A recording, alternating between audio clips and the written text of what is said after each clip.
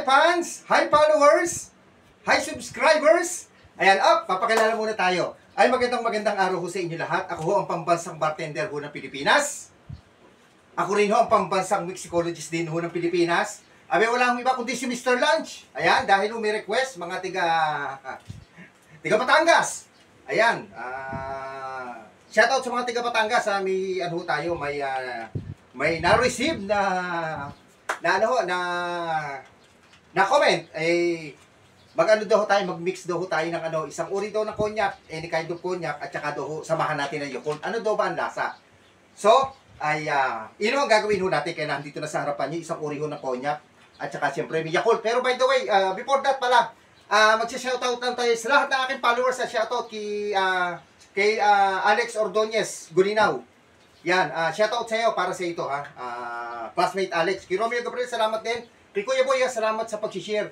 Baka naman po yung iba, i-share niyo naman yung aking videos kasi para humapanood ng iba o ng karamihan, mga friends niyo. Ano? Yung mga nahihirapan po sa mixing, yung mga pahula-hula, dito manood kayo sa akin. Follow niyo ako, hindi na kayo manghuhula ng mga mixing. Lahat ng klase ng mixing, ginagawa ko. Kung may kulang man, pinapaliwanag ko yung mga kaalakan. At kung may kulang, comment down below. Okay. Mga taga Batangas, inyo to request ho ito, no? Ay magpabanggit ho ng pangalan. Okay. Paghaluin daw natin isang uri ng cognac at saka daw Yakult, ano ang lasa? Di ba yung sa soju ginagawa, and Yakult, cognac daw, ano lasa? Ito, malalaman natin, ha? Okay, ang baso natin, ano tawag sa baso na to? Cherry glass daw po ito. Ayan, ano po, cherry nga, ayan, cherry glass. Mamaya naman ho, lalagyan natin ng cherry yan. Okay, gamit tayo ng cherry glass. Ngayon, gagamitin ho natin ng isang uri ng cognac. Ito tinatawag na Cobuche. Sino ba meron? Ito sikat, napaka-popular ho nito. Ito ho isang premium premium cognac. Ibig sabihin mo na premium ay mamahalin, ha? Ang tawag ko dito Courvoisier o Comboursier Cognac XO kasi nakalagay sa ilalim XO. Ayan. Ano ba ibig sabihin ng XO? Extra old. Yan ho, yung mga categories ho yan, yung mga XO, BSOP, XXO, yung mga ganun ho, tinatawag ho yun na cognac categories. Kaya kung may kulang at may gusto kayo malaman, comment down below, pwede ho natin pag-usapan. Kailan ho ba nag-start si Courvoisier? Ito ho'y nag-start ito noong 1828, gano'n na ho katagal. Bakit ito ba tinawag na Courvoisier ito? Kasi ang totoong pangalan ng founder ho nito, o may-ari nito si Felix Courvoisier. Yung Courvoisier apelyido. Felix ho ang totoo niya pangalan. Saan ho ba galing to? Alam naman ho natin, ang mga cognac galing ho to sa bansang France, sa town of Jamac, Clemente, sa bansang France. Kasi mostly ho ng cognac doon ho nagagaling sa bansang France. Kasi yung cognac ay lugar din ho sa bansang France. Pero ito yung production, town of Jamac, sa Cherente, sa bansang France. Okay, ulitin ko ha. 1920, si Felix Courvoisier. 1928 ho, nag-start itong si Courvoisier o si Comboursier. Kung ano gusto niyo tawag, bahala na ho kayo. Pero ang tama ho ay Courvoisier, tinirno ho namin sa Google. Okay, ang ihalo natin, siyempre, napakasimple, Yakult. Ang Yakult ho ba, saan ang galing to? Siyempre, alam mo naman natin, sa bansang Japan. Noong 1935, nag-start to. Sino ba founder nito? Si Dr. Minoru Shioritas. Ano ba ingredients ho nito? Fermented milk ho ito, no?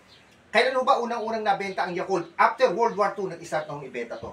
Kailan ho ba nag-start ang World War II? 1942, o di after ho nun, nag-start na hong ibenta ang Yakult. Okay, ayan, request ng tiga Batangas, ay magpapangita pangalan, cognac and Yakult daw paghaluin natin. Para maganda yan, isi-shake ho natin. Para po maganda gagawin natin. Okay? Shaker. Okay. Wala ko kayong shaker sa bahay, pwede yung blender, ha? Yan. Okay, ayan, lagay lang mo natin dyan. Tapos, syempre, kunin natin ating cognac. Maglalagay ho tayo ng 2 jiggers na Courvoisier na cognac. Ayan. Decork ko yan. Tapos, maglalagay lang ho tayo ng, wala nang iba, lalagay ho natin itong Yakult, lahat. Yan. Sige, tingnan natin lasa. Ako, hindi ko pa rin alam ang lasa. Sige, shake ko natin.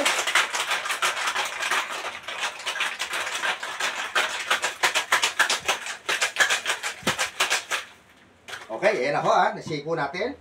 And then, siyempre, okay, sasalin mo natin. Wow, itsura pa lang ang ganda. Up, enough. Dahil puno na. And then, kuha tayo cherry lalagyan mo natin para mas maganda. Pakita ko sa inyo.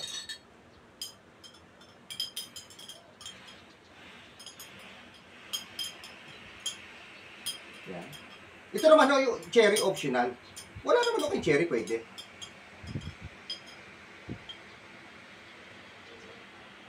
Eh, siyempre ho tayo, nagko-content, nagagawa ho tayo. Kaya kompleto ho tayo sa gamit. Kunin ho natin yung isa, bagsak natin. Oh! Tapos yung isa, biyakan natin. Yan. Okay. Tapos na ating tinimpla na Kobusier o Cognac and Yakult. Ayun o, ito itsura ko. Yan.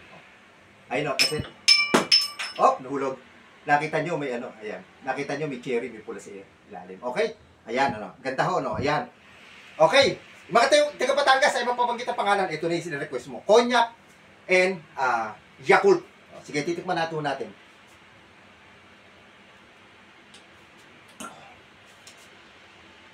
Lasa? Ang lasa ho niya, ano? Hindi, wala ho siya lasang cognac. Parang siya lasang milk lang, ganon. O, yung Yakult, medyo mataas ho yung ano, kanya pong lasa. Yon. Isa pa nga ho. Yun, wala akong malalasang alak. Masarap po siya, meaning, masarap po siya. Itong Cognac, Kobusier, and Yakult. Mga taga Batangas, parang sa inyo yung nag-request. Okay? So, may kulang, gusto ho kayo malaman, may request pa ho kayo, mga history, mga mixing man ho yan, at mga benefits ng alak. Just comment down below. Ako pambansang bartender ho ng Pilipinas, papaalam na po ako.